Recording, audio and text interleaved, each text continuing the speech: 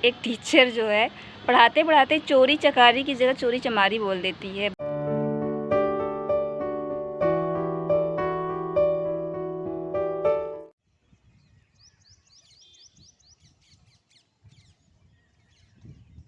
सूरज यहाँ से निकलता हुआ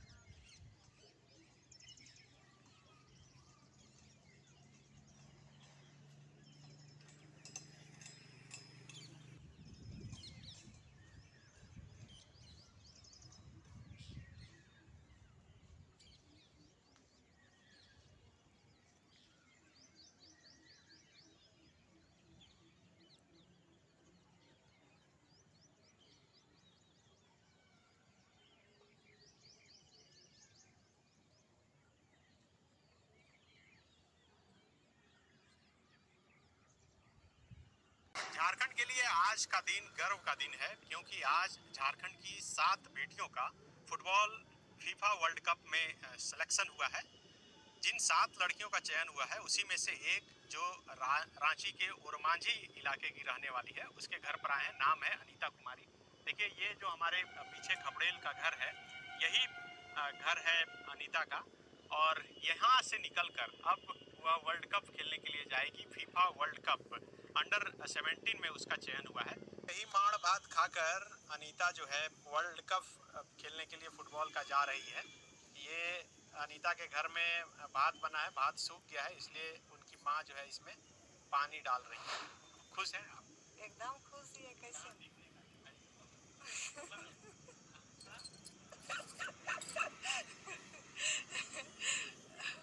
बोलता था कि तुम लोग लड़का जैसा क्यों हाफ पैंट पहन के तुम लोग खेलने जाती है, और हम लोग के साथ बहुत जहाँ हम लोग प्रैक्टिस करते हैं वहाँ कांच उच भी वगैरह वगैरह फेंका दिया जाता था। तो सम्राटो देखिए, ये वीडियो है 23 अप्रैल का और ये न्यूज़ में आया है, और ये झारखंड की अनीता कुमारी हैं।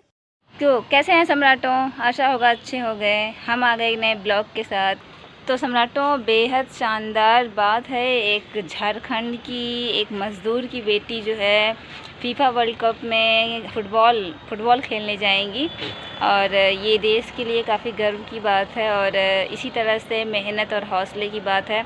इस तरह की कहानियाँ, इस तरह के संघर्ष जो अपने जीवन में संघर्ष कर रहे हैं, ये जो मेन स्ट्रीम मीडिया है वो नहीं दिखाती है। ये हमारे बहुजन मीडिया को ही दिखाती नहीं है, और कितने संघर्ष के साथ युवा सामने आ रहे हैं। तो मीडिया इस वजह से नहीं दिखाती है क्योंकि उन्हें बहुजन समाज की उपलब्धियों से एक कहें तो जैसे जलन या फिर ईर्ष्या रहती है, इस वजह से शायद। और वो सिर्फ किसी विशेष के लिए चापलूसी का काम करते हैं, और बस, और कुछ नहीं। Hello students, welcome to Magnet Paints. मैं रूपाली वर्मा। आज मैं लेकर आई हूँ क्लास 12th की बुक वितान भाग 2 का 4था अध्याय डायरी के पन्ने। ये जो पाठ हमने है, ये मशहूर डायरी एन फ्रैंक की डायरी के कुछ अंश हमारे सामने प्रस्तुत किए गए। यहाँ पर कॉर्नर में है ना, ये देखो, ये लिखा हुआ है चोरी चकारी लिखा हुआ है। यार, चोरी चकारी बोला हो, चोरी चकारी तो ना बोला के बाद ये चोरी चकारी बहुत बढ़ गई। 5 मिनट के लिए अपना घर नहीं छोड़ पाते। जो लोग भूमिगत हैं, यानी कि जो आ गए हैं अज्ञातवास में समय, उनकी हालत ज्यादा अच्छी नहीं है। उनको जो 1 हफ्ते का राशन कह के दिया जा रहा है, वो मात्र 2 दिन चल पाता है। वो लेने के लिए भी इन्हें घंटों लाइन में लगना पड़ता है, तब कहीं जाके मिलता है। और इसके कारण क्या हुआ है कि लोगों के घरों में, जो अज्ञातवास में है, इनके घरों में चोरी चमारी बढ़ गई है। सुनना ध्यान सुनना जरा। इसके कारण क्या हुआ है कि लोगों के घरों में, जो अज्ञातवास में है, इनके घरों में चोरी चमारी बढ़ गई है। कारण ये चोरी चमारी हो रहा है। चोरी चमारी सही में? हाँ, अभी चकारी बोल रही थी, चोरी चकारी, अब बोल रही चोरी चमारी बढ़ गई। कोई युद्ध का वर्णन कर रही थी किसी की डायरी से, और वहाँ हिंदी में लिखा हुआ है चोरी चकारी। लेकिन जब उन्होंने खुद से बोला तो उसने चकारी को छोड़ के चोरी चमारी बोल दिया। इससे ये पता चलता है कि इन लोगों के अंदर ये शब्द कितनी गहराइयों से ये वर्ड इनके दिमाग में बैठाए गए होंगे। मतलब इनके पिताजी के पिताजी इस तरह के शब्दों का इस्तेमाल कर रहे हैं, तभी तो इनके दिमाग में वहाँ पढ़ने के बावजूद भी चोरी चमारी इनके मुंह से निकला। लोगों के दिमाग में, मतलब मानसिकता में उनके बैठा हुआ है। वो जो भी चीज़ें हैं वो बचपन से सुनते आ रहे हैं, तो अगर वो कहीं भी पढ़ा रहे हैं और वहाँ पे मिलता जुलता शब्द कुछ लिखा है, तो उनके मुंह से वो जो लिखा हुआ है वो न बोल करके वो बोल रहे हैं जो उन्होंने सुना है, और जो कि एक जातिगत सूचक गाली है उसको वो बोल रहे हैं। इससे आप आकलन लगा सकते हैं कि जो एक यूट्यूबर है जिनको लाखों करोड़ लोग सुन रहे हैं, जब वो इस तरह की गलती कर सकती हैं और इस तरह का बोल सकती हैं, तो आप सोचिए कि जहाँ पर गांव में जहाँ पर कोई कैमरे नहीं होते हैं, जिसको बोला जा रहा होता है वो इतना जागरूक नहीं रहता है, तो उसको क्या क्या नहीं बोला जाता होगा, आप ये खुद सोच करके देखिए। और बचपन में मैंने बहुत सारी चीज़ें ऐसे फेस की हैं, जातिगत अपने साथ भी और सामने वाले के साथ भी मैंने देखी हैं। तो इस चीज़ पे मैं ये कह रही हूँ कि ये इस तरह के लोग अपनी पीढ़ी सीख कर ही आते हैं, क्योंकि बच्चे वही बोलते हैं जो वो घर में सुनते रहते हैं, देखते रहते हैं, वही बोलते हैं। तो वो आगे चल के अगर कुछ वही उसी में चले जा रहे हैं तो वो चीज़ उसी को रिपीट करने वाले हैं। ये तो बिल्कुल कहने ही वाली बात है।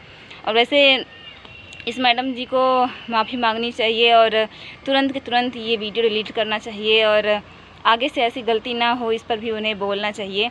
तो मैग्नेट ब्रेन्स सॉरी बोलिए यार। मतलब बिल्कुल ये देख करके मैं तो बिल्कुल चौंक ही गई कि मतलब बड़ा सोचने वाली बात है। और इस तरह की वर्ड्स जो है बहुत आउट एरिया में गांव में सुनने को मिलते थे, बट जो है अब इस तरह के प्लेटफॉर्म पे जहाँ पे मतलब उनको पता है कि मुझे हज़ारों लाखों लोग सुन रहे हैं, उसके बावजूद इस तरह की क्या ही कहा जा सकता है। सूरज बिल्कुल डूब रहा है और गर्मी बहुत ज़्यादा बढ़ गई है, बहुत ही ज़्यादा गर्मी।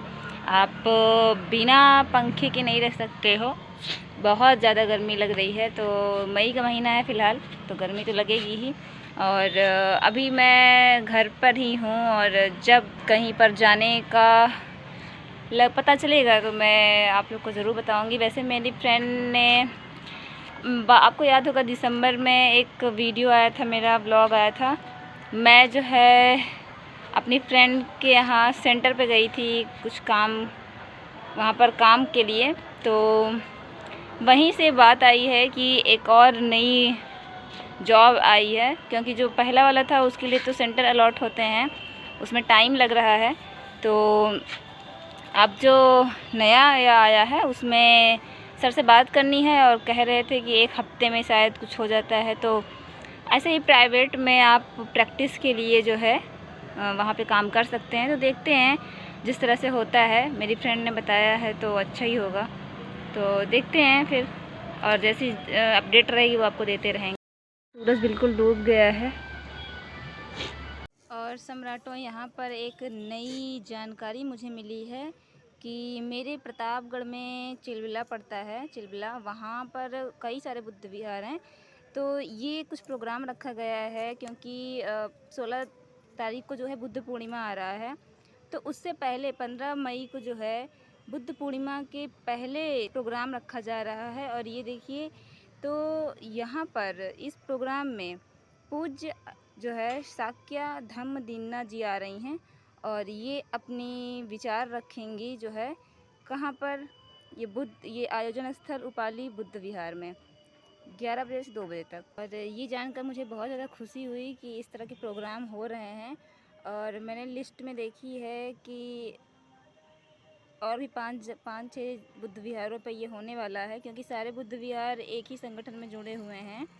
तो मैं पूरी कोशिश करूँगी कि मैं वहाँ पर जाऊँ, जो भी जिसके विचार है वो आप तक ज़रूर पहुँचाऊँ। तो मैं कोशिश करूँगी कि मैं वहाँ तक जाऊँ। तो सम्राटों, जो भी कुछ था मैंने आपको बताया, और ये जान के बहुत अच्छा लगा कि हमारे समाज की एक लड़की जो है फीफा वर्ल्ड कप खेलने जा रही है। ये बहुत ज़्यादा गर्व की बात है, उनको बधाई। तो साथियों, आज के ब्लॉग में बस इतना ही। मिलते हैं नेक्स्ट ब्लॉग में, तब तक के लिए जय भीम, नमो बुद्धाय, कीप सपोर्टिंग।